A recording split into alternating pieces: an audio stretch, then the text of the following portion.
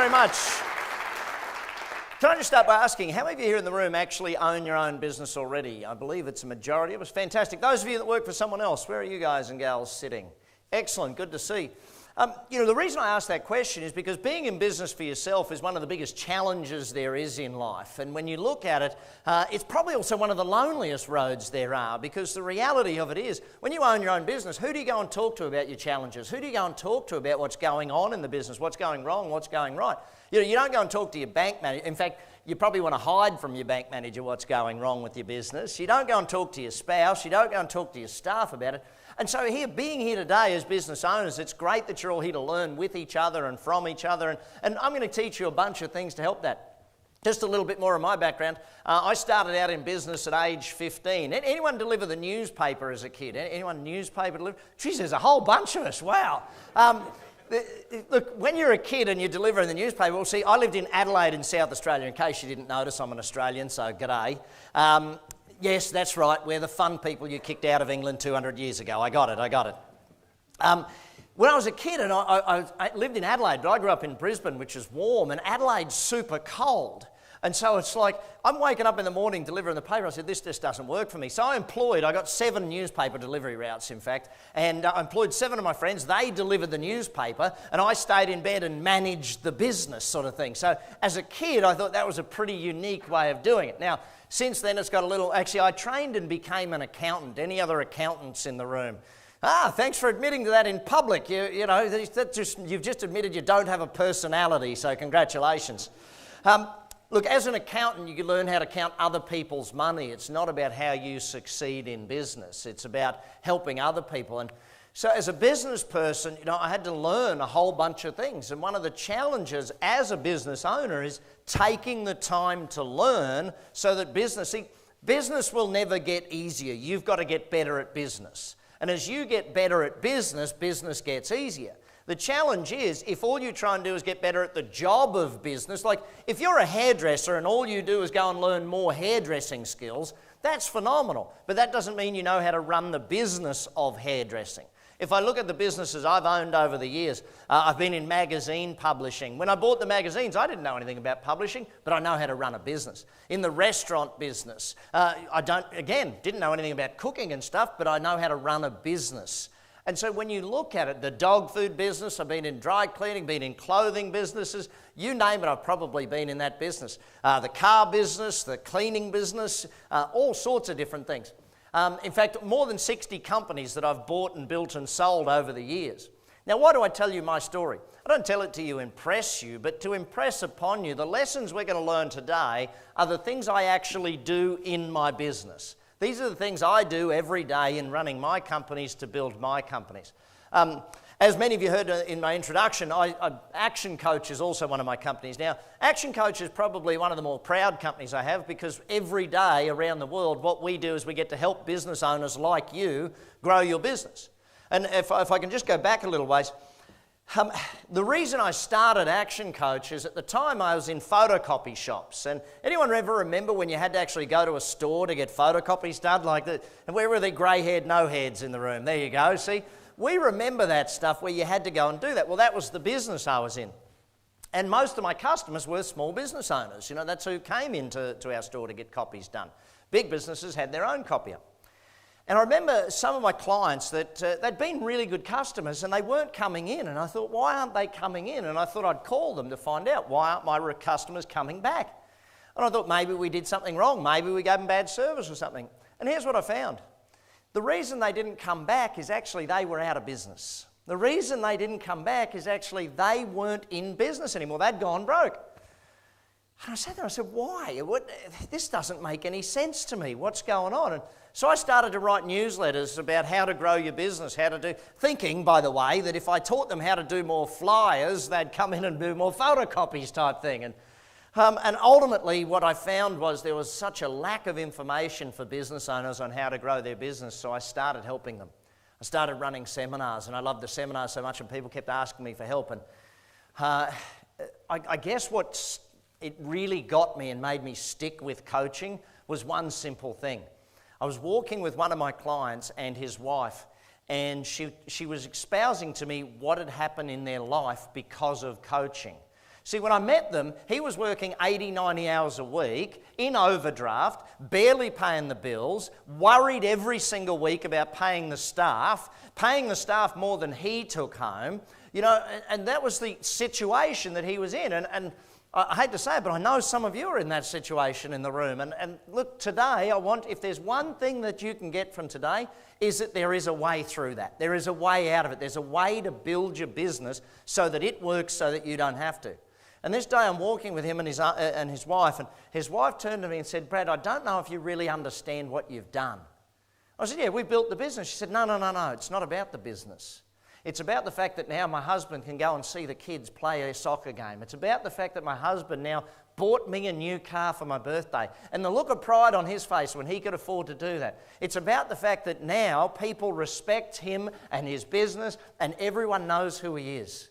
And it's about the fact that my kids can go to a private school and we can pay for the tuition a year in advance. And when someone tells you those things, you understand the why you're doing what you're doing. And this is a lesson for you. Why are you in business for yourself? Why are you in business for yourself? If your only goal is to pay the bills, the best you'll achieve is to pay the bills. You know, you won't get any better than that. And so your whole aim of business needs to understand, why am I there? Now, I'm going to give you a framework today as to how I build companies, how we do it, and how you can do it too. See, the greatest thing about business is other people have succeeded before you. Is that true, yes or no? Yeah, so if other people have done it, guess what? That means you can do it too. But you've got to learn the steps. See, the whole key to get... if I can go back to the very basic fundamentals of earning more, is you've got to learn more. Learn comes before earn, team. And if you're not learning more, don't expect to earn more. Too many business people think if I just work harder, I'll get better. If I just put in more hours, it'll get better. And that's not the case. It doesn't work that way. I'm sure you've all seen a saying about, if you work smarter, not harder. Well, the reality is you've chosen to own your own business. You've got to do both. Okay, as a business person, if you work for someone else, maybe you can just work smarter. But when you own the place, you've got to work harder and you've got to work smarter. That's basically the way it works. So let's get on to some learning and some understanding about how business actually grows, because growing a business is something that you have to learn and you have to understand. And for us here today, I want to take you on a journey of what it looks like to grow a business. Now, let's get one thing very clear from up front. If you want the business to grow, do you think that means you as the owner need to grow and change too? Yes or no? Yes. Hello, yes or no, team? Yes. So if you don't grow, guess what? Business is not going to grow. If you don't learn more, if you don't keep growing as a business person, the business, and I put it really bluntly, this is the Australian in me, the business will grow to your level of incompetence. The moment you don't know what to do anymore, the business stops growing. And the moment it stops growing, it has to start dying because your competitors start passing you and doing better than you. So I'm glad you're all here to learn today. I'm glad you're all here. So on that learning front, I want you to take a lot of notes on your notepad. Is that okay to take a lot of notes, yes or no? Okay, and good, you're already calling out. Why do I get that happen? See, I've got 4 main goals of being here. I have one rule, by the way. This is because I'm an Australian. The rule at my event is we must have fun. What do we got to have? We got to have what? Fun. You all looked very, very serious when you're saying fun. It's like, fun. Is that the English version of fun or the Australian version of fun, all right? See... I guess I'll put it to you even more bluntly. In business, if you're not having fun, most of you are the owner, right? If you're not having fun, what do you think it's like for your staff? Yeah, you're not laughing now, are you? It's like, because if you're not having fun, they're having less fun. And if they're having less fun, what's it like for your customers? See, the customer experience today, in any business anywhere, pretty much everything's become a commodity. Can you buy it cheaper, faster, from somewhere else online, on the internet, yes or no? Right? So we've got to make sure the buying experience is a fun buying experience. If it's not an enjoyable buying experience, why would I ever do anything? See, marketing is dying. You need to understand this. Ratings, reviews, testimonials is where the future is for every business.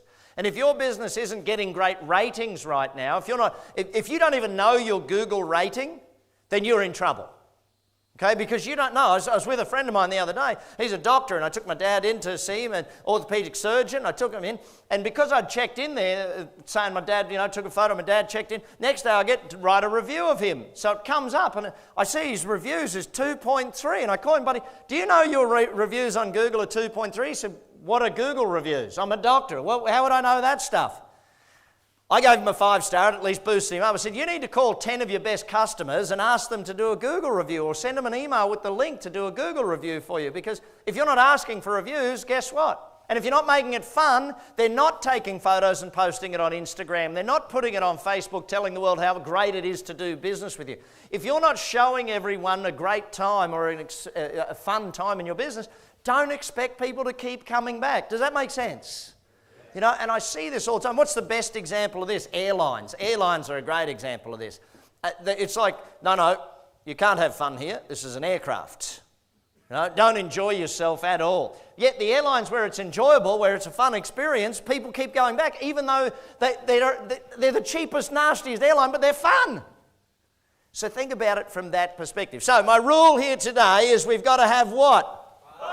That's more like it. See, you can smile and say that. Everyone tells me the English don't smile anymore.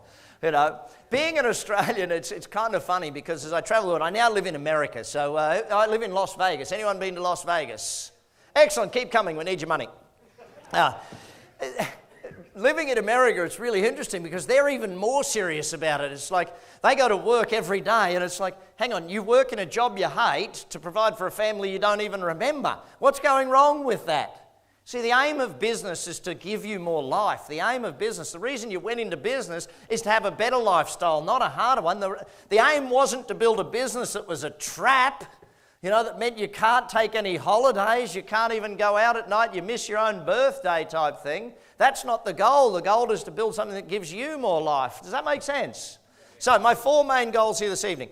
Now, number 1 goal is to be your educator, okay, to teach you some things. So that's why you've got to take notes and raise your hand and call out answers. The more you participate, the better the education. Now, as your educator here, by the way, where did I do it? I did an interview just recently and they said, so Brad, you're a motivational speaker. And personally, I hate that term. Why? Because if you motivate an idiot, what happens? They just do stupid things even faster.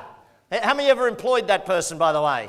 You know, it's like, and this is the same for your staff. If any of you are ever thinking, like how many ever thought this, my staff aren't motivated enough, can't get the staff motivated, can't get good staff. Anyone ever thought that? Say yeah? Okay, so why is that the case? Because you're trying to motivate them rather than educate them. Education builds people, motivation doesn't, okay? Motivation wears off. If you educate them and they know what to do, why to do it, and how to do it, amazingly they get motivated because they know what to do, why to do it, and how to do it. And that's my event here this evening. I'm going to give you a lot of education, okay? So not about motivation here for me. The second point that I want to bring up, or my second goal here this evening, is I'm going to be your business coach. Now, I can ask you the question straight up. Is it okay if I coach you here this evening, yes or no? Now, you don't even realise what you just agreed to, do you? See, here's the fun part of this, right? Remember when you played sport as a kid and you had a coach? If you had a really good coach, were they easy on you or tough on you? Which one? They were tough on you, right? Why? They made you run the laps, they do that. Now, for your business here this evening, I'm going to teach you a bunch of things. If your business is pretty fit, you're not going to feel too bad tonight. You're going to feel pretty good. You'll run a few laps. It'll be nice and easy for you. Now, if your business is unfit, if your finances are unfit, guess what tonight's going to feel like for you? Oh yeah, you're going to be running laps after laps after laps. You're going to feel a little beat up by the end of the night. Is that okay? Yeah, you're not as confident with that one, are you? See, the thing about it is in business, if you don't have someone asking you the tough questions, if you don't have someone on the outside looking in, helping you look at it with an objective point of view, you're going to struggle. Because when you're in your own business, you can't even see the forest for the trees. And it's always been that way. And that's why coaching. So as your coach here tonight, I'm going to be a bit tough on you with certain things and ask you the tough questions so that you actually have to think about those answers. My third goal here this evening is to make sure you leave with some strategies and ideas and actions that you can take tomorrow. See, my company's not called, gee, that was a good seminar, coach. It's called Action Coach. Why? Because I want you to leave here and take action. I don't want you to think, oh, he's a good speaker. I want you to leave here and go, gee, that was great. I'm going to do this and I'm going to do this and I'm going to do that. Is it okay with everyone if we take action here this evening? Yes or no? Yes. Hello, yes or no? Yes. Excellent. So my fourth goal here this evening is to help you decide what level of coaching you need going forward. Are we all in agreement that if we want to succeed more, we need a coach? Yes or no? Yes. See, you're not confident on that answer yet, are you? Because you're like, hang on, is he going to ask me to spend money? Am I going to actually have to invest money? Yes! Yes, you're going to have to invest money if you want to grow your business. Now, you might start with coaching with simply a book, okay? You might start out that all I need to do is read a book and that's where I need to start my coaching. Fantastic. If that's what you need, 20 quid, off you go. There you start your coaching career, okay?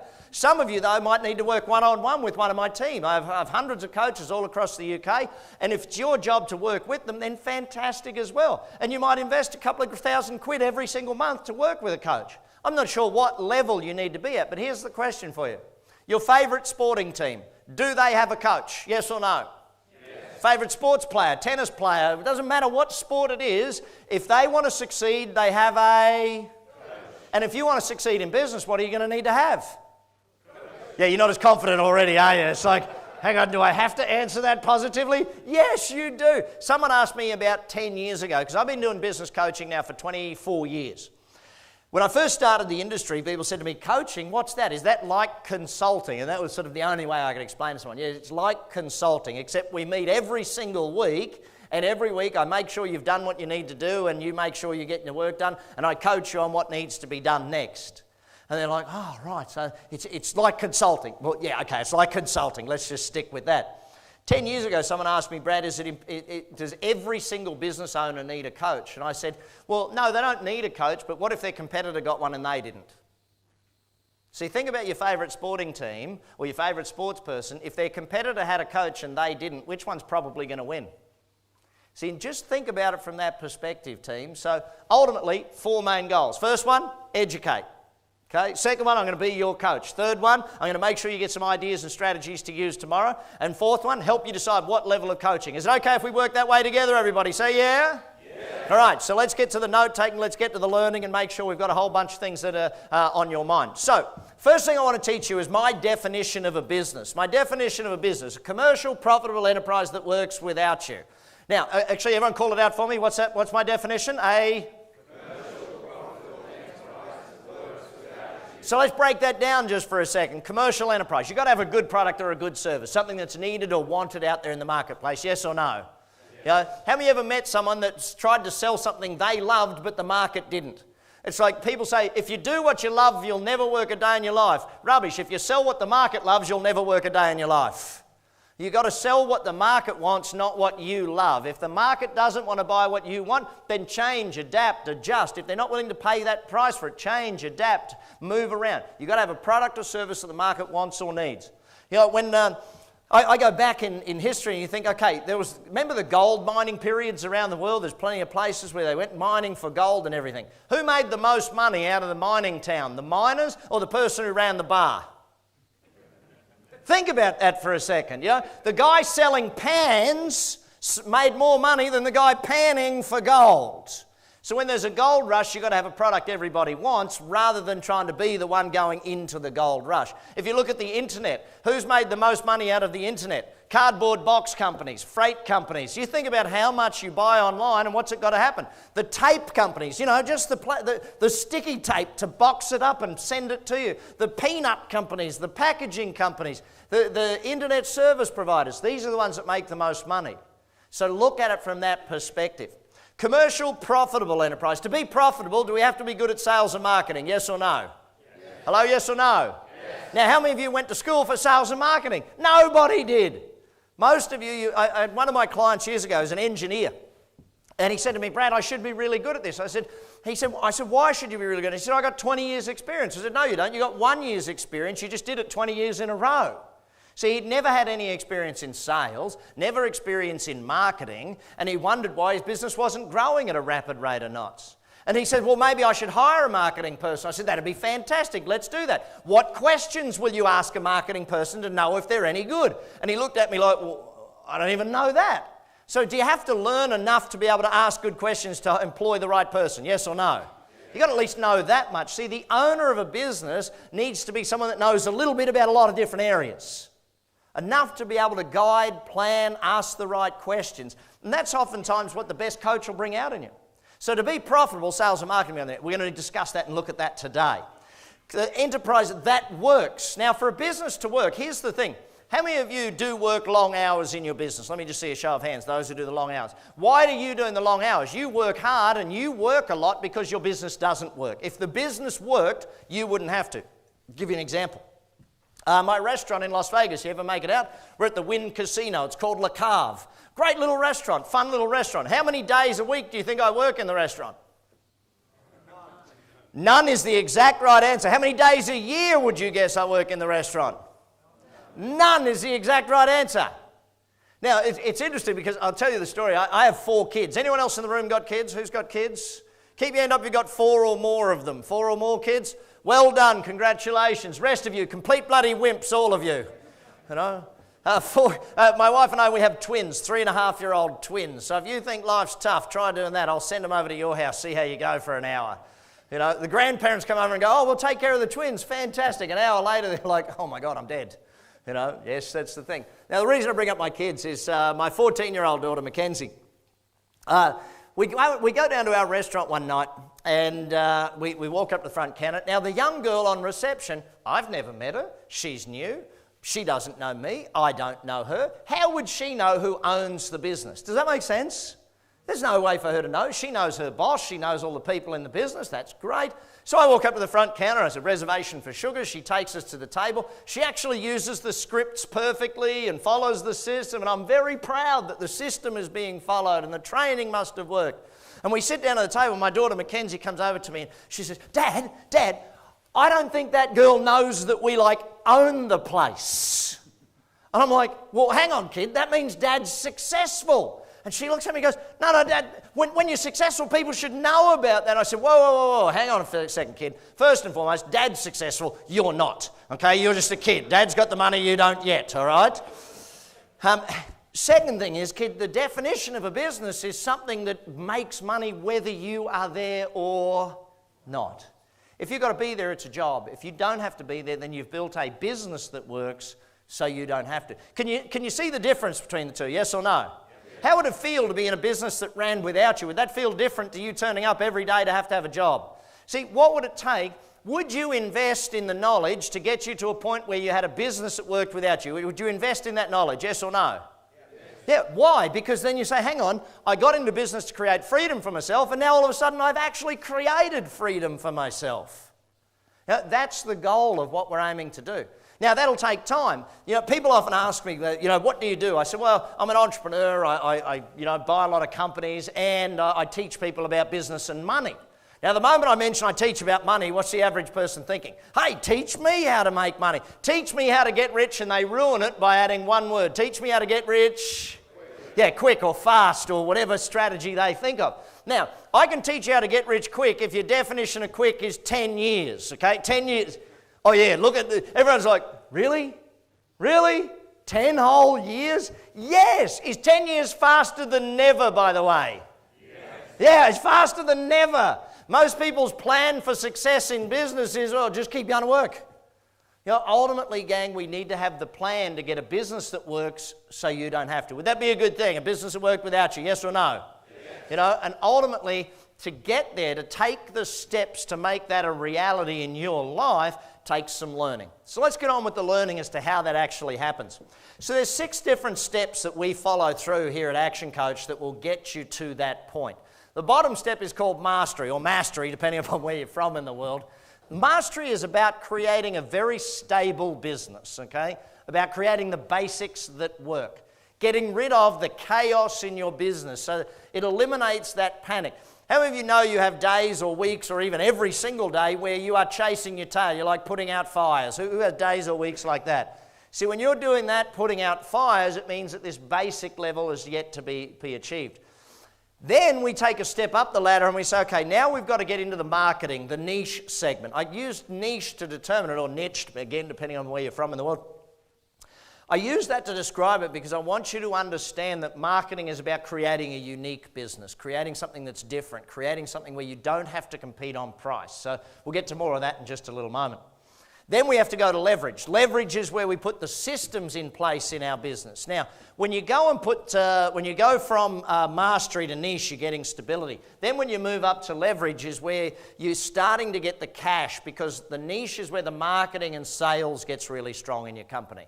So the cash flow becomes really strong. You can now afford the systems in your business. And you want to put the systems in place or get leverage. Leverage, by the way, my definition for that is do the work once, get paid forever. What's my definition, everybody? Do the work once, get paid? See, I'll give you an example of that. Okay, this is the first book I ever wrote, Instant Cash Flow, which before you all leave, what should you do? Buy all of them, cheapskates. Don't just buy one. Buy the whole lot. You know, will my publisher love me, yes or no? Yes. You're not all that confident now that I mentioned buying stuff, are you? It's like, see, the thing about it is, I'm a salesperson. Where are the other salespeople in the room?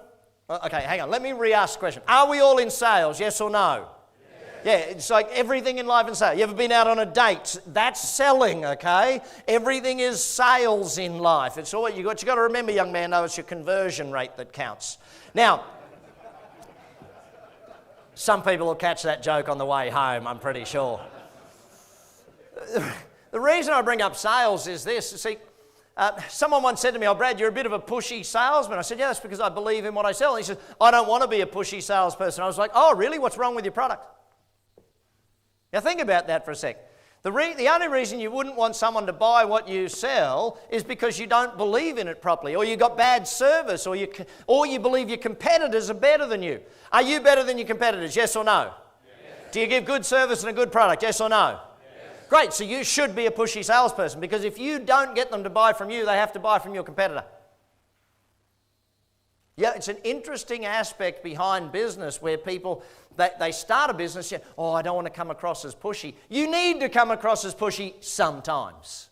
You need to help people make a buying decision sometimes. Other times it's real easy. They've already made the decision. Now, the reason I use this book as an example of leverage is a very simple one, okay? How many times did I write the book? Not a trick question. How many times?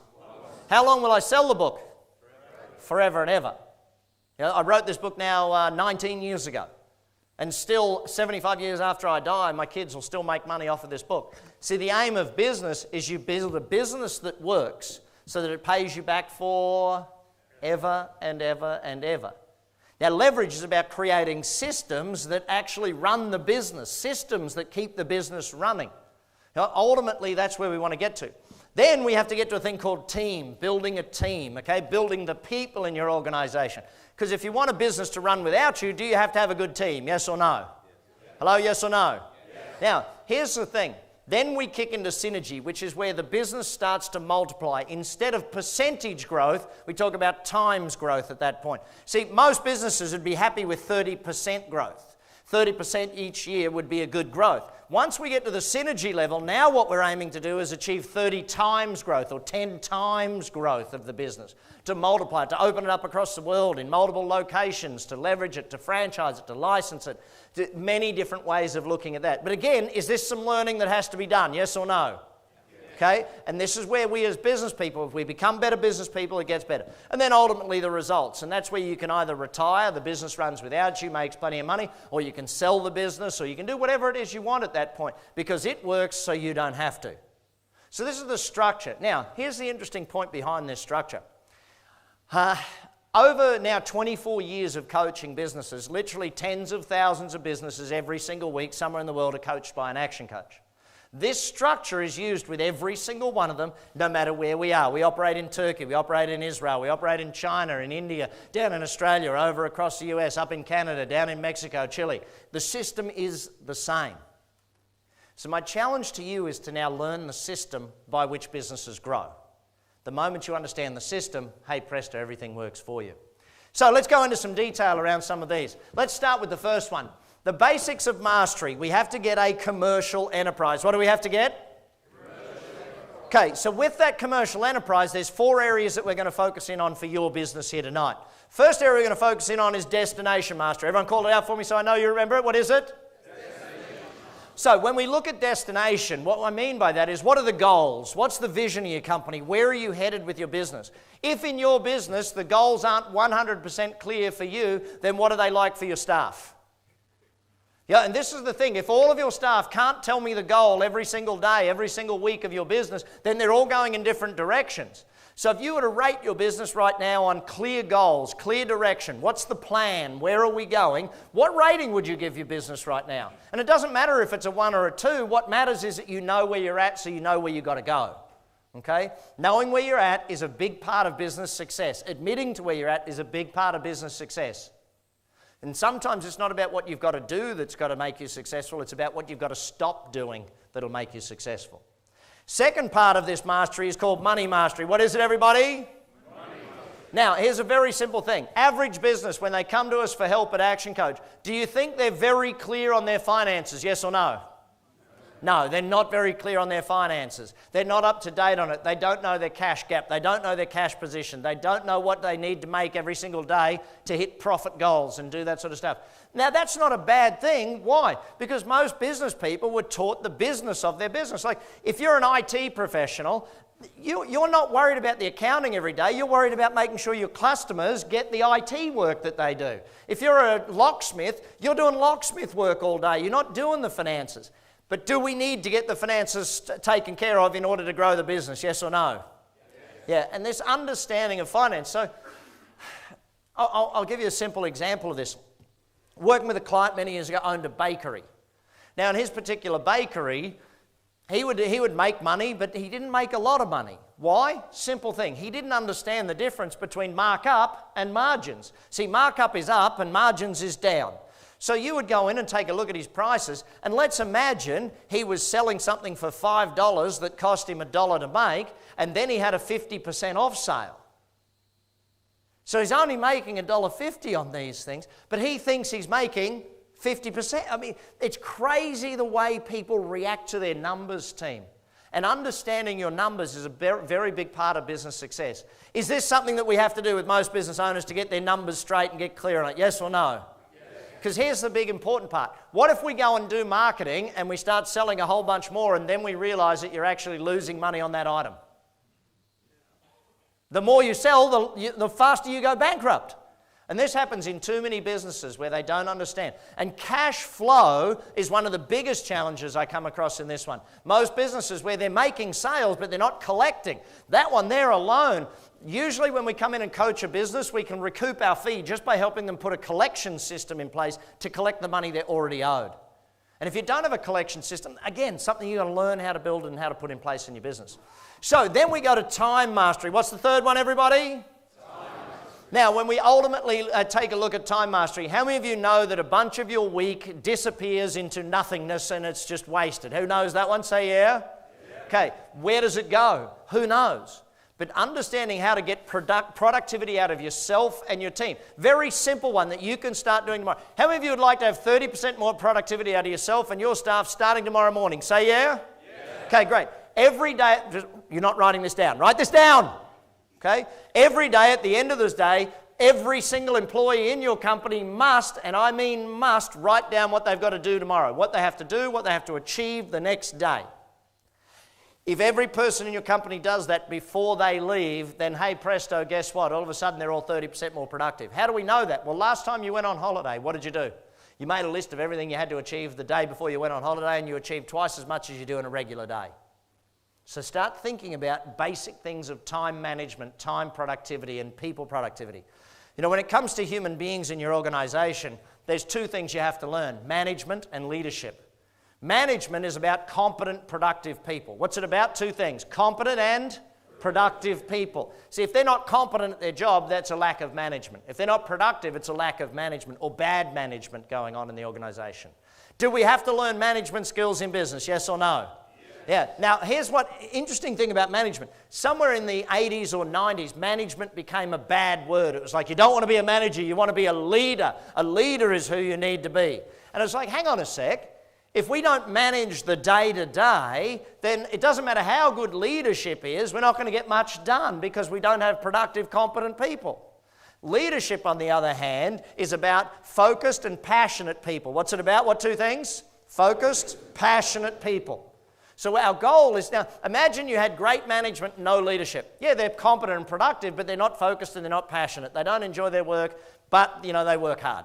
What if it was the other way around? You had no management, but you had leadership. Yep, they're passionate, they're focused, but they're no good at their job and they don't do it very well. So you've got to manage both of these aspects of doing it to get great time mastery. Finally, then we have delivery mastery. What's number 4, everyone? Making sure your product or service is delivered consistently, on time, on budget, making a profit, so that your customers get a good experience. The fastest way to understand delivery mastery is look at where you're getting customer complaints, and there you don't have mastery. Making sure your team deliver and get a wow experience from the customer. That's what we're aiming to do.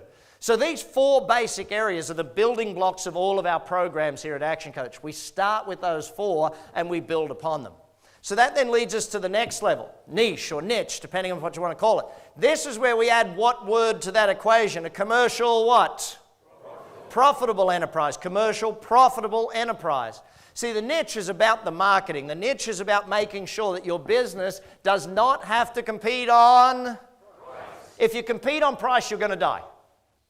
Any business that tries to compete on price, if you live by price, you will die by price. Here's the thing. If you go out there and your marketing is all about getting, a cheap deal, there's the price, it's discounted, it's that. What type of customer do you attract with discount prices?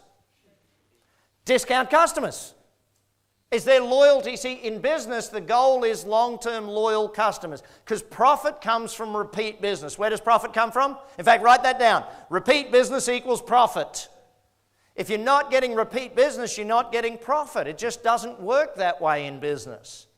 And so when you go out there and compete on price, you're getting cheap customers who they'll leave you the moment they what? Can get it cheaper somewhere else. So you've got to start thinking about it. How do we compete on something other than price? By value, by doing these sorts of things. What is our way of making sure we're different? See, if you want to have the simplest example of that I can give you, Ralph Lauren, a couple of guys here. Ralph Lauren polo shirts. Who owns a Ralph Lauren polo shirt? This guy over here, bright green one, okay?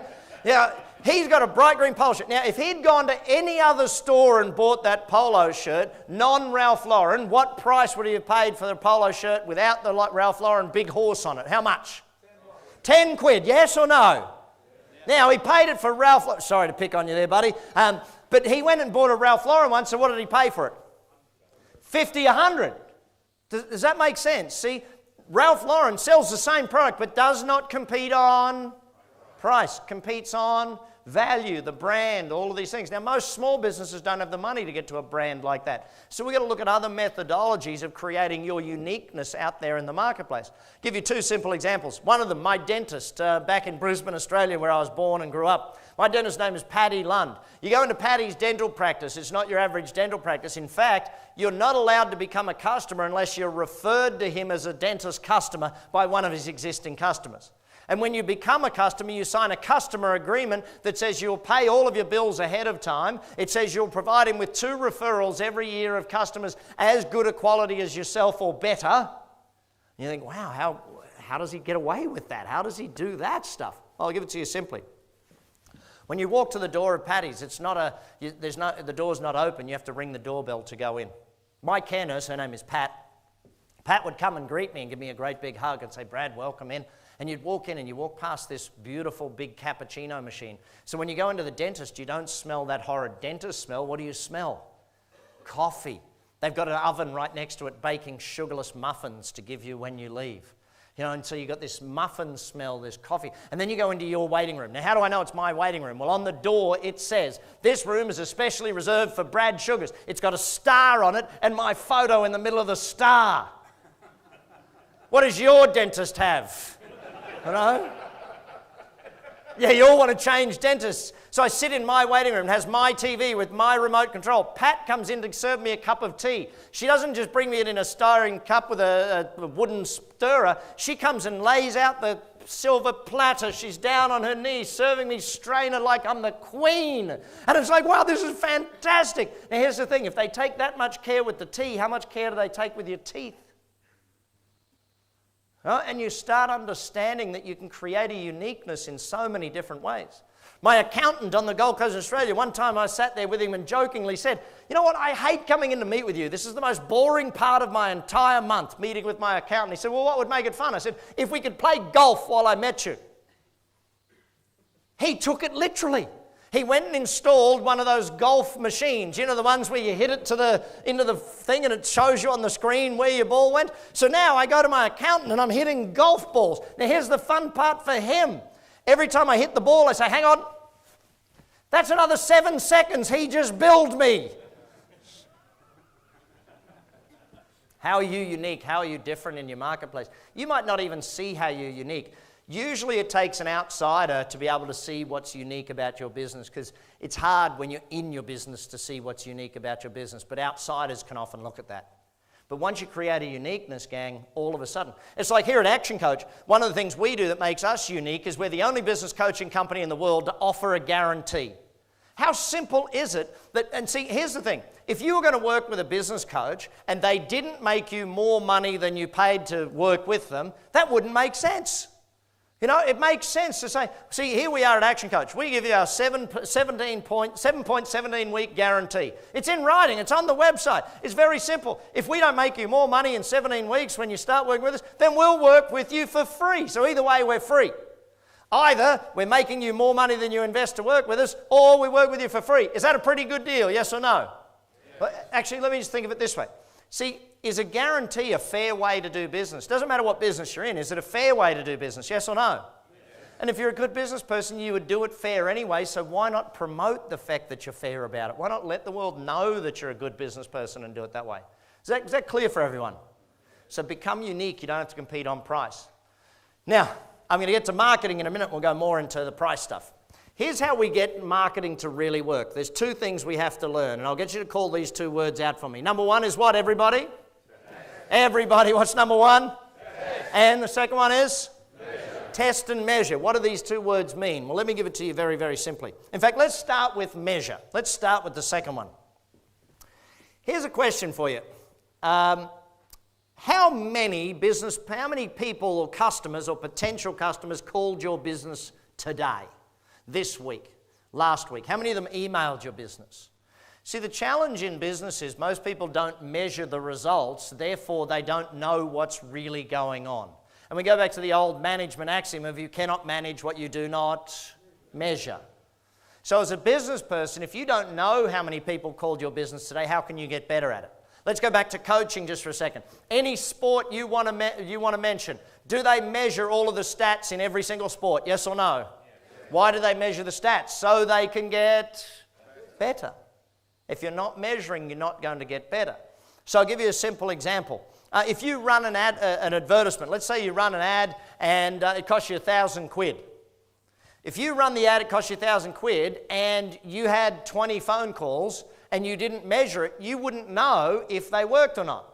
So what's the simplest question we need to ask every single customer that calls us, comes into our store, emails us, whatever it is? What's the simplest question? By the way, how did you find out about us? By the way, how did you find out about us? And all of a sudden you start to know, where are my customers coming from? Is it all repeat business? Is it all new customers? Are they coming from referral? Are they coming by walk-in? Are they seeing my advertising? Have they found me on the web? The moment you know that information, it's now powerful and you can use it. Is this making sense to everybody? Okay, so what area in your business do you measure? We'll get to that in just a moment. Now, testing. Why do we test? Well, I'll give it to you very bluntly. Most marketing fails. What did I say? Most marketing what? Now, how many of you know that because you've experienced marketing that didn't work? Raise your hands. Now, here's the problem. You weren't testing, therefore you spent a lot of money on it rather than a small amount up front. Now, in today's world, testing is so very simple. Google Ads. Google advertising has made testing so simple. If I want to know if a headline works, in fact, I'll give you an example. We run an advertisement in a magazine called Success Magazine, and we do it every single month. And it's about $15,000, I think. It's a US magazine, for our ad every single month. Now, you'd want that to work, yes or no? Yeah. Now, by work, what do I mean? An ad that works is one that makes you more money than you invest to pay for the ad. That's what I go into my whole book, Buying Customers, is all about. See, think about this. If you spent £1,000 on an ad and it got you 10 new customers, you had to buy those customers. How much did it cost you to buy each one? £100. Okay, so you're buying customers. That's why most new businesses fail. They invest all their money building the shop or building the office, and you say to them, where's your marketing budget? Show me what you got in marketing. And they look at you like, We didn't put any money aside for marketing. Oh, well, that makes sense. See, their business is going to struggle because they're not buying any customers. In your business, are you buying new customers or are you just hoping they'll show up? You know, there's a big difference between the two. So let's go back to this idea of testing. This ad was running, and it was the results, because we measured, we knew the results were going down slightly. So we're like, hang on, we need to boost the results of that ad. Let's test some new headlines. So, of course, we went out and we tested them. Now, does it make sense to test them in the magazine that costs you $15,000 to test a headline? No. Went to Google and said, hey, Google, if people search these few terms, please show them this advertisement headline. Now, we wrote 12 different ones. Now, there was the whole marketing team. I happened to be in the office that day, so I said, oh, I'll throw a headline in or two. Now, here's the thing. I own the business. I've written all the books. I'm the guru. If it was any other business, whose headline would have been on the top of that ad? Mine. Okay, mine would have been on the top of that ad. Here's the thing. We tested it. After testing it, it literally took less than 24 hours to find out the results. And again, some of you are sitting there going, I don't know how to test on Google. Yes, you're going to have to get a coach to teach you that stuff or learn that stuff from somewhere, okay? It doesn't just magically happen. Boom, 24 hours later, we get the results. The advertisement headline that we used to use was still performing okay. However, 4 of the new ones outperformed it. One of them beat it by 15 times better. Is that a good thing, yes or no? Like 15 times, 1,500% more response. That's phenomenal. Now, here's a question for you. Was my headline the one that beat it by 15 times? You all seem pretty confident that I suck at doing this thing. I mean, You are correct. It was not my headline. The interesting thing was, there was a young guy who was an intern working for us for the summer. He wrote that headline. His headline, by the way, yes, he got a job straight away. That's what happens. Yeah, but his headline outperformed the old one by 15 times. Put it into the magazine and boom, your results were way back up there. So start thinking about marketing. Do you need to be more scientific? Do you need to be? Yes, you do. And here's why. What I'm about to teach you, if you've taken awful notes so far tonight or no notes, this next part that I'm going to teach you, you have to take a lot of notes on. Now, why do we have to take a lot of notes? Because this formula I'm about to teach you is the most important thing a business owner needs to know. The most important. So, some of you, take better notes. Here we go. Work through this formula with me. Everyone call it out as you write it down. Number 1 up the top is what, everyone? Number of leads. Leads are like prospects, potential customers, people you could be doing business with, okay? Then you multiply that by what, everybody? Come on, everybody, what is it? So the conversion rate. So we look at it and we say, okay, if 10 people called today and you sold 2 of them, you've got a conversion rate of 2 in 10 or 20%. So it's the percentage of prospects or leads that become actual customers. So then we take a look at it, that the number of customers then has to be multiplied by number of what? Transactions. That's the repeat business rate. How many times a year does someone actually buy from you? And as you know, some will buy once and never ever be seen again. Others will buy from you 10, 12 times a year. Your goal, though, is to work out what is the average repeat business rate. Then we take a look at the average sale, okay? How much does the average person spend when they come in? Again, some will spend £5, some will spend 500, but the average is what the average is. So we multiply number of customers by number of transactions by average sale, and that gives us our total revenue, our turnover, total sales for the business, okay? Then we've got to multiply that by what? What's the 5th one up there in blue, gang? What is it? Profit margin. So you multiply by your margins to give you your take-home profitability. Now, I have 3 of them up there in bright red. What are the 3 in red, gang? Call them out for me. Number 1? And? Why are those 3 in red? Why did I highlight those 3? How come? Because they're important, yes. Well, actually, if I was going to use the word important, I'd actually say those 3 are the least important 3 numbers up there. Why are they the least? And I know this is going to blow your mind because everyone comes to me and says, Brad, I need more customers, I need more sales, or I need more profits. Why are they the 3 least important up there? What is the mathematical sign in front of all 3? They're the results, aren't they? So they're the result of the other 5 items. So what are the 5 most important up there? Leads, conversion, number of transactions, average sale, and margins. Those 5 areas are the 5 areas we're going to need to learn to work on. Now, why is it that I can grow a business super fast? Why is it that the action coach can grow a business super fast? Real simple. Number of leads, if we take a look at that one, we have over 78 strategies for business owners to go and actually learn how to grow their business. I teach all my coaches all 78 strategies. They come into your business. Is it easy for them to help you create leads? Yes or no?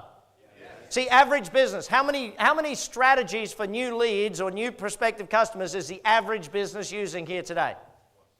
1 or 2. 1 or 2. If I was to go around the room and just ask you, you'd be 1 or 2. The best of you would be 3 or 4. But a growth business needs 7 to 10.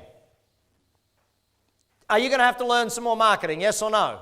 Yes. And then conversion rate, this is sales. Again, there's 83 different strategies from a marketing perspective that can improve sales, and there's a whole training aspect of sales that can improve sales. If we were to train your staff in sales, would there be a better chance of them making more for you, yes or no? Yes. And these aren't complex things, gang. This is quite simple, but it just has to be learned at some point in time to grow a business. So then we take a look at number of transactions. There we've got more than 60. Average sale, more than 50 there. More than 50 again in profit margins. Almost 300 strategies in my toolkit when I walk into your business that I can use to help you grow in any one of those 5 areas. Now, let's take a look at what happens when I put some numbers into this, just so you can start to understand it. So let's pretend last year, and write these numbers down so you can see the power of it. Are you going to have to learn these numbers for your business, yes or no? Yes. Hello, yes or no? Yes, you're going to have to measure and learn these numbers for your business. Again, if you struggle with that, see your coach. They'll help you through it. They've got systems and methodologies that make it simple for you to gather this information. So leads, let's pretend 4,000 in this little business. Let's pretend their conversion rate was 25%. So 1 in 4 became a customer, okay? So you've got 1,000 customers in this little business. Is everyone following me with this so far? Okay. Then we've got to look at repeat business. In this example, let's pretend average customer bought twice a year. Again, yes, some of them came in once, never to be seen again. Others bought 5, 10, 20 times a year. Then we're going to use average sale. For this, I'll make the math simple. We'll make it 100 quid. Again, some spent a lot more, some spent a lot less, but the average was the 100. So what's the revenue of this little business? Who's doing the math in their head? What's the revenue of this little business? 1,000 customers, 2 transactions. So 2,000 transactions at 100 quid. What's the result? 200 grand, correct. So then margins, I'll make the math simple again. I got 25% in this one. So hey presto, we got a take-home profit of how much, everybody? 50,000. Can everyone see how this works? Yeah. Right, now here's where you're going to get a different feeling from this example. I'm going to work on each of the 5 areas. How many areas? 5 areas, okay? Now, do we work on all 5 at the same time? Yes! You don't go to the gym and do your right arm this month and your left arm next month. You know, it's not that way. We want to work on all 5 areas, improving them all at the same time. Now, to improve them, do we need to know what they are? Yes or no? So we've got to learn measuring, okay? Now to improve them, we're also going to have to learn testing. So we're going to get better at testing every single one of these. So when you work with a coach, do you think you're going to learn some things to improve your leads? Yes or no? Yes. If you read the books, if you go to the workshops and do all of this stuff, you're going to learn different aspects of how to fix these things. So let's just look at leads. I'm going to fix your leads. How many of you would like to have 10% more leads starting from all your marketing starting tomorrow? Who'd like that? Say yeah. Great, here's how you're going to fix it. I want you to look at any sales letter you have, any email, any ad, any web page that you have. If I look at your website and I see the words, this is the killer for marketing. You're killing your marketing when you use words like I, we, us, our company, or your company name. What word must you replace that with in every single instance, or at least 9 times out of 10? The word is simple. It is you. See, instead of we have 20 years experience, you will benefit from our 20 years in the industry helping customers achieve great results.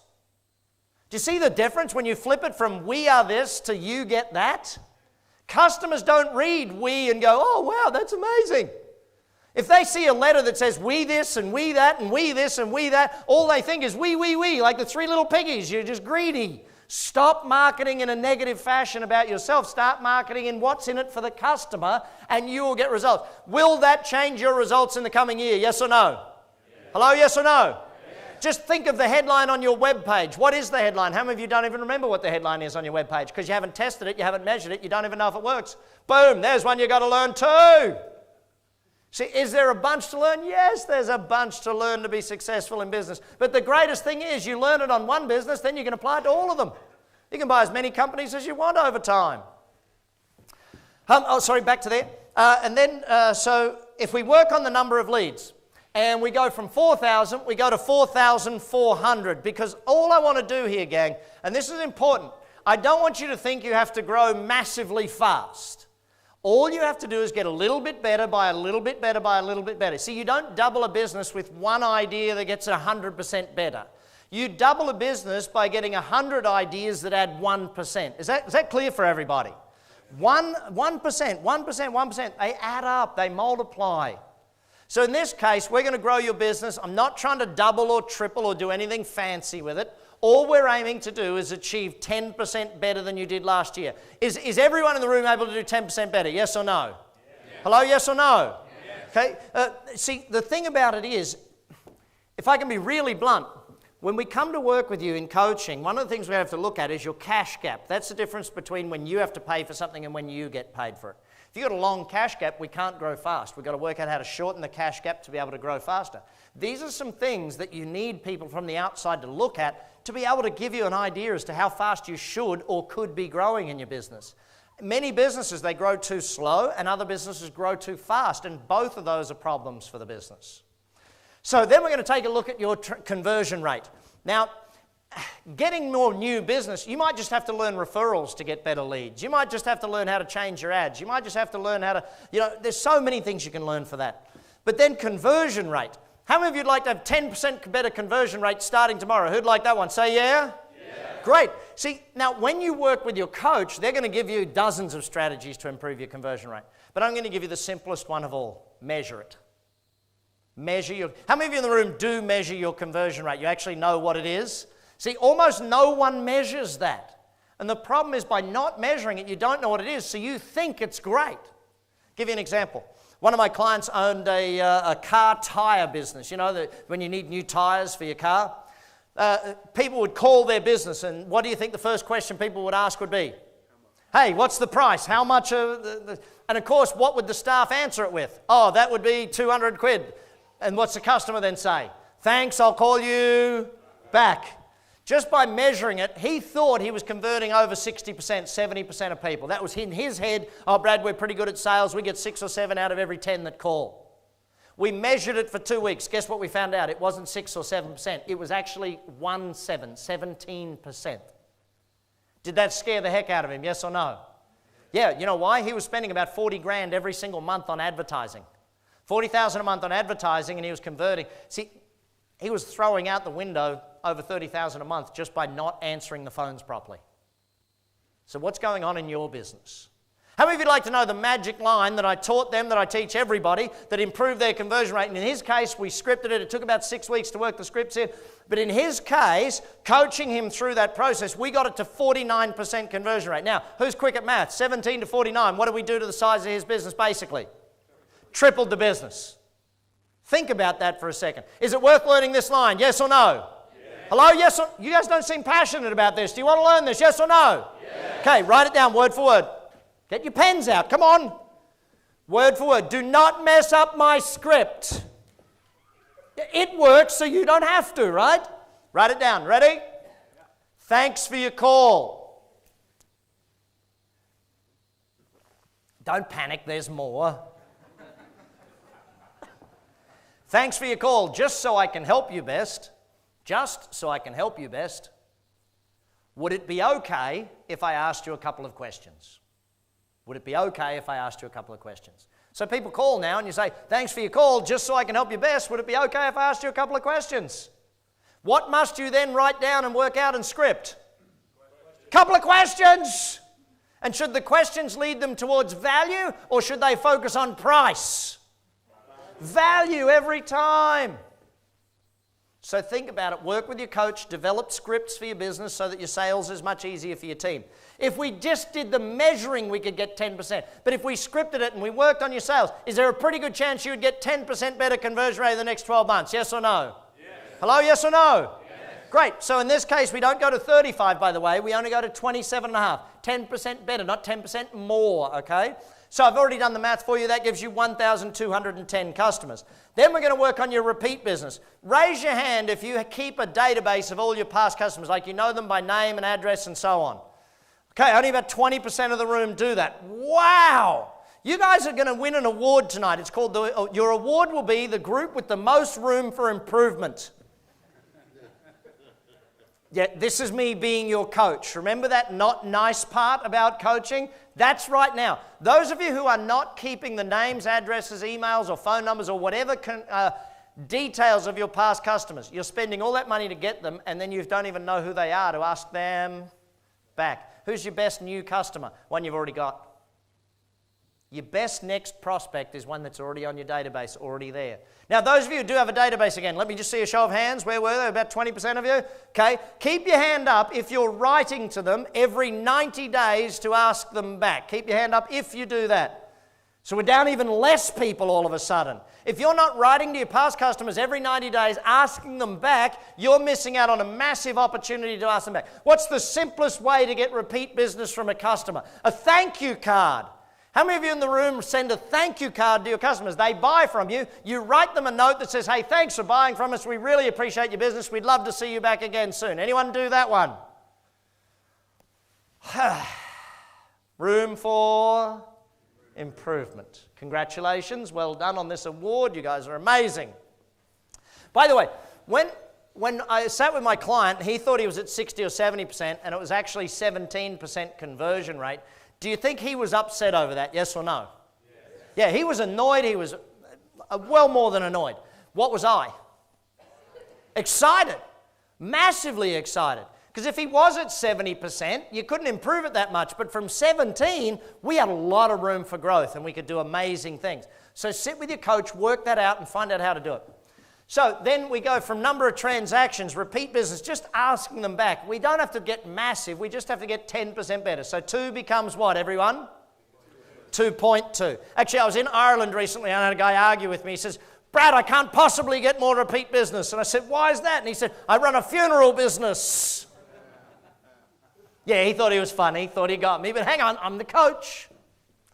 Oh, really? Who's the customer, the dead person or the family? He looks at me and goes, well, the family. I said, good. Any of them ever going to pass away? He said, yes. I said, good. Keep in touch.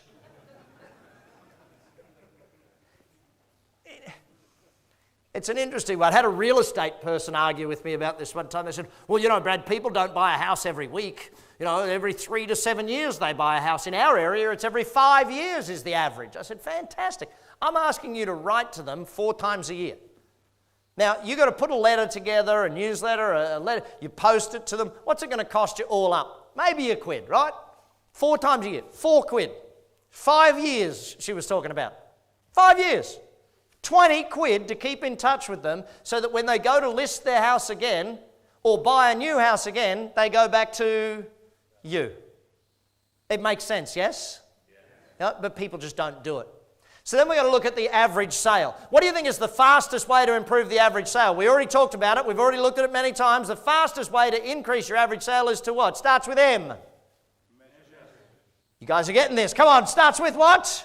M. It means measure. If you measure your average sale, will it get better than it is yet today? Yes or no? Yes. Why will it get better? Because you're focused on it, because you're measuring it, it will get better. What's another very fast way? In fact, how many of you would like to have 10% better average sale starting tomorrow, first thing tomorrow, 10% better average sale across the board in your entire company? Who'd like that one? Say yeah? Yeah. Great. Write this down again, word for word. You ready? Word for word. Don't mess it up. Raise all prices by 10%. Am I serious about that, yes or no? Hello, yes or no? Anyone done it recently? Raise their prices across the board by 10%. Anyone do that recently? Who's done that? What happened when you did it? More so. See, here's the thing. Who's the most scared person in any business to raise the prices? The owner is. They're all like, oh, if I raise prices, some people won't come. People already complain. Yeah, 5% of people already complain about prices. And no matter what your prices were, guess what they would do? Complain about your prices. See, you've got to understand that if you know sales and you know marketing, it's easy to raise your prices across the board. But again, you've got to learn these things, team. It's not something that just jumps out. So in this case, 100 becomes what? Everyone? 110. So of course we've increased revenues by 10%, haven't we? Haven't we? No, tricked you. Some of you picked it up, didn't you? It's not. It's actually 292,820, which is a 46% increase in revenues. 46% increase in sales. How many of you'd love a 46% increase in sales? Say yeah? Well, you all said you could do it. You've all agreed that 10% in each area can be done in the next 12 months as long as you do the reading, do the work, learn from the coach, go to seminars, go to workshops, plan the business. It will happen. And of course, then all my accountants in the room from earlier, if we've had a 46% increase in revenues, do we pretty much have a good increase in percentage profit? Yes or no? Yeah, but even if we had to use some of the 50-odd strategies to get our margins up, all of a sudden now we're at 27.5, then we've got 80,525 and 50 cents to take home. That's a 61% increase in the bottom line. How many of you'd love a 61% increase in the bottom line? Say yeah. How many of you would that be a fantastic feeling? Yes or no? How many of you would that mean you actually have a bottom line right now? Yeah, you can't laugh too hard at that one. I mean, the simple thing is, gang, that niche is a very important part. We've got to get the marketing right. If we get the marketing right, everything else gets paid for real simple. Then we move on to leverage. Leverage is where we start to add the system. So a commercial profitable enterprise, that works. Once you build systems in place, and what does systems stand for? I'll give it to you very simply. System stands for saving yourself time, energy, and money. If you do the system, I fell in love with systems many years ago, and I sat down and I worked out every time I wrote a system. Now, the simplest system is a checklist. Someone said to me the other week after I was chatting with them about their business, they said a simple statement to me, which was, well, Brad, my staff don't always do a good job. Sometimes it's good, sometimes it's not so good. There's inconsistency. And I said to him, well, show me the checklist they have to follow. Guess what he didn't have? A checklist. If they don't have a checklist, of course there's no way they can be consistent. Your pilot, you get on a plane, does your pilot have a checklist, yes or no? In fact, does your pilot have multiple checklists, pre-flight checklists, pre-flight, this, they got all these checklists. Why? Because they want to live. If you want your people to succeed 100% of the time, do they need systems, plans, checklists, all that stuff, yes or no? Yes. Hello, yes or no? Yes. Again, how many of you are starting to feel like this might be a lot of work? Yes? Who's thinking it might be a lot of work? Who's feeling that way? Okay, great. They're the ones, and others of you, who's feeling like it's not going to be as much work? There's going to be some of you who have got pretty fit businesses. And if you've got a pretty fit business, you've got a little bit of work ahead of you. Others of you, your business is unfit, it's got a lot more work ahead of you. But is it good work to do to work on your business and build a business that works rather than doing the same work every day for the next 20 years? See, you've got to change the work you're doing if you want to change the results you're getting. Do we need systems in place at some point in our business? Yes or no? Yes. Simpler system, checklist. Even simpler, photographs. In my restaurant, do you think we have photographs of what it should look like when it's cleaned up? Yes or no? Yeah, where are they? On the wall. This is what this should look like. If it doesn't look like this, it's not proper. Too many businesses, if I can put it really bluntly, they have this ego thing of, I should know what to do, rather than having a checklist to remind you of what to do.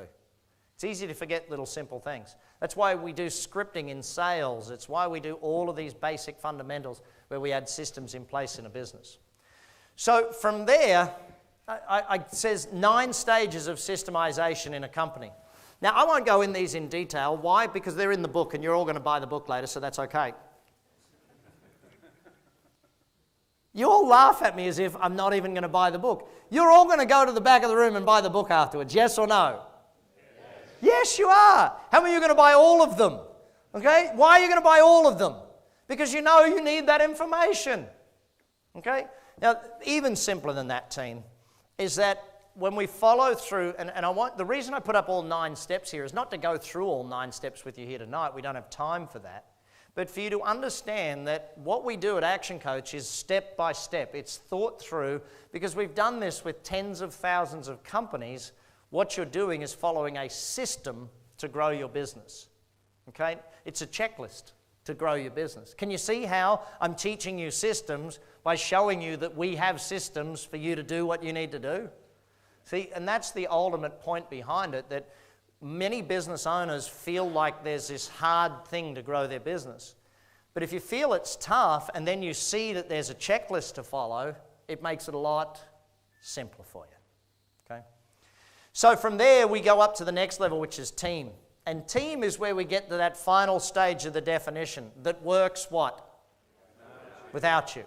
See, if you have to be there, it's not yet a business. Ultimately, we'll want a business that is finished, a business that works so you don't have to. And that's what we have to plan. It's what we have to create. So let's just take a quick look at team building. When we understand team building, we understand that there's multiple parts to a business. There's you, the owner, there's your team, there's your customers, and there's the business. Most business owners are running around trying to take care of all three. They're running around trying to help the team. They're running around trying to help the customers. They're running around trying to take care of the business. Ultimately, the way we teach you to build a great team, and there's 6 keys to a winning team. Again, they're in the book. The coach will work with you on them. Ultimately, when you look at the 6 keys to a winning team, it's about you building a great team. So you build the team, they take care of the customers. How you take care of them is a direct reflection of how they take care of the customers. So the more training you give them, the more systems you give them, the more things you do to help them become better team members, then the better they take care of the customers. So as they take care of the customers, what do the customers then take care of? Everyone? The business. And then the business takes care of you. So you build the people, and this is ultimately the point behind team. You can't build your own business. You have to build the people who build the business. And yeah, much of what I teach is, really exciting and all that sort of stuff. But it takes work. The business of business is dealing with humans, is dealing with people. You build people, they build the business. You build relationships, they bring marketing to you. You build relationships with customers, they keep coming back. It's the business of humans. So the better you get at the business of humans, the better you get at business. Now, ultimately, if we go to that stage there, now we can go into duplication. Now we can go into building a business that really where the synergy kicks in, where we can multiply it, open multiple offices, open in multiple countries, open in multiple areas, franchise it, license it, go into capital raising and opening. There's so many different things you can do once you have a business model that works. I don't know if any of you have seen, recently there was a great movie called The Founder about Ray Kroc, where he found a model of business that the McDonald brothers had built, and he just replicated it all across the world. So your first job is build a great model. Your second job is then replicate it in as many places as you want, if you choose that. So choose where you want to go with your business.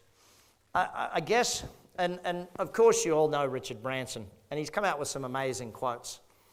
And I'm very proud to say that he actually did quote me one time, which on his Twitter page, which was quite interesting to see, where he said, my quote was, entrepreneurs are the crazy people that work 80 hours a week for themselves so they don't have to work 40 hours a week for someone else. How many of you fit that mold, by the way? I remember as a young man, I was not a good employee. I'm very good at working for myself. I was not a good employee. I was allowed to move on from jobs very regularly. Yes, I got fired a lot. But when Branson sort of sits there and says, hang on, if you learn it, you can use it anywhere. And I want you to think of coaching as being like your apprenticeship with one business, where you learn business with one business and then you can apply it to as many businesses as you like. So the coach that brought you here, do you need to get back with them and meet with them and actually go through and look at the opportunity for growth in your business? Yes or no? Yes. Hello, yes or no? Yes. Yeah, you need to sit with them for an hour or two and actually examine your business. Where are the strengths? Where are the weaknesses? What can you achieve with your business? Because the funniest thing about it is that because you're in your business, you don't even see how great your business can be.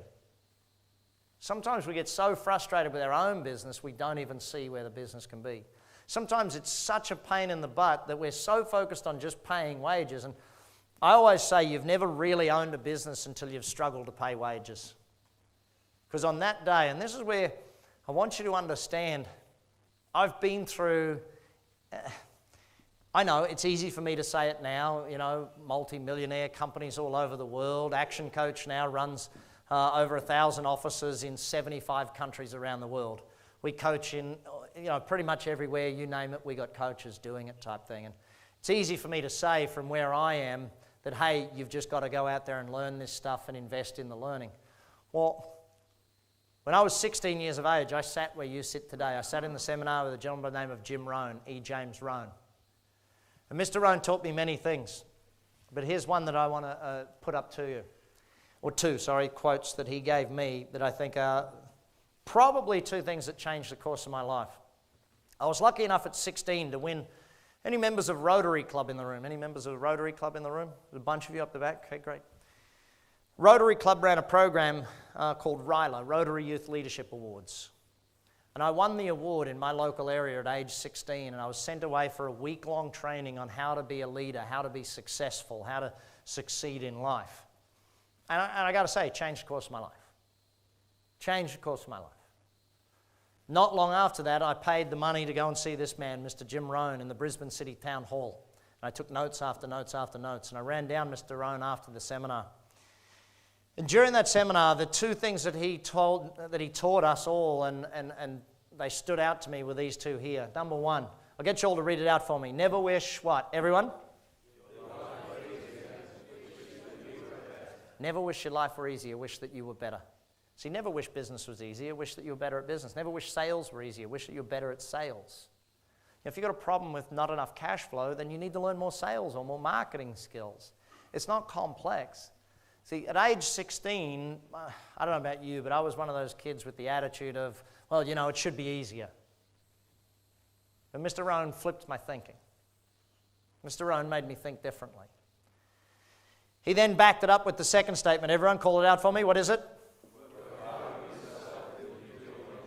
Work harder on yourself than you do on your job. I ran down to him afterwards with my notes and asked him to sign my notes. I said, Mr. Rohn, would you mind signing my notes? I'm 16, I'd really, and Mr. Rohn, what's the one piece of advice you can give me that'll guarantee me I'll be successful? He said, son, it's really simple. Read a book a week for the rest of your life. Not a month, not every 2 weeks. A book a week for the rest of your life. I was 16 then, I'm 46 today. More than 2,000 books so far I've gone through. And you start to think about it, see, if you outlearn me, you can out-earn me. The whole point behind a team is you got to do the learning. No one can do your learning for you. Schwarzenegger put it best many years ago when he said, no one can do your push-ups for you. And in business, your push-ups is the learning. See, the challenge is the learning work, it's a bit harder than the doing work because the learning work means change, means adapting, means moving forward. But if it wasn't for Mr. Jim Rohn, I probably wouldn't have got on this path, which means Action Coach wouldn't be here, which means many businesses wouldn't be where they are today. And I'm very privileged that every year we get to help businesses create jobs all over the world and create better economies all over the world. But today it's your turn. Today it's your turn to start growing your business, because here's the most interesting fact. And I'm going to make sure every one of you, the first hour with your coach is free of charge. I'm going to make sure the first hour is free of charge with your coach because of, three reasons. Number one, the more. What would happen in this room, let's imagine, because just in this economy here, if every single one of you added 5 jobs in the next year in your business, what would happen to the economy? The local economy here, what would happen? Would it boom, yes or no? Yeah, because every one of you adds 5 new employees, which means every one of you adds 5 new customers for every other one of you. And that's the challenge with business. People think there's a scarcity of it. No, as business grows, there's more money for everyone because there's more employees with money. No, not complex. Secondly, to make sure that your first hour with the coach is free is because, and we've done this for 24 years, if we can help you grow your business for free, if we can give you ideas for free that make you want to grow, then guess what will happen when you become a customer? Even this seminar here today, doing it with you free of charge, why do I do that? Why do I travel the world and do it at my own expense to teach people business? Real simple. I've been doing it for 24 years and I'll continue to do it for 24 more. Very simple. If I help you grow your business, then everybody wins. But if I help you grow your business now in a free event, there's a pretty good chance you'll become a customer at some point. Yes or no? Yes. Hello, yes or no? Yes. In fact, you might not. You might just refer me to one of your friends who becomes a customer. And ultimately, the other reason is I want many of you to learn what coaching is all about, because some of you in this room might want to become a coach one day. And one thing at Action Coach we're always looking for is more great coaches. If you'd love to do what I do, become a great business coach, we'd love to meet with you as well after the event. Okay. Final lesson from some good-looking fella from Australia. Why do you giggle when I say that? He's a good-looking guy, this fella. Okay? 5 years from now, if you don't know where you want to be in 5 years, you're already there. If you don't know where you want to be in 5 years, you're already there. You'll just be a little bit grayer, a little bit older, a little bit plumper. If you don't make change now, when are you going to do it? If you don't make a decision now to make change, when are you going to? So I had four goals and one rule. My first rule was you had to have a bit of fun. Did we have a little bit of fun here tonight, yes or no? Yeah. Okay, good, a little bit of fun. Not always fun, but some parts are going to be fun, some not. My rule was fun. My goal was what? The way I had to be your educator. Did you get some good notes and get some good ideas, yes or no?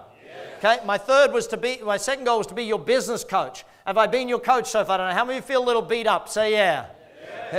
How many feel a lot beat up? Yes, good. More room for improvement. Excellent. Keep learning from that one. Third was to make sure that you got some ideas you can improve on tomorrow. Have you got ideas you can take action on tomorrow? Yes or no? Yes. And my fourth was to help you decide what level of coaching you need. Do you need to start at least with the books? Yes or no? And I'm not sure which one or whether it's all of them, but start there. Maybe you need to, but at the very least, get back with the coach that invited you here and make sure you get to spend some time with them, invest in learning about your business so you can grow your business. Thanks everyone for being a great audience. I really appreciate it. Take care and keep growing your business. Bye for now. Thank you. Thank you very much. Thank you.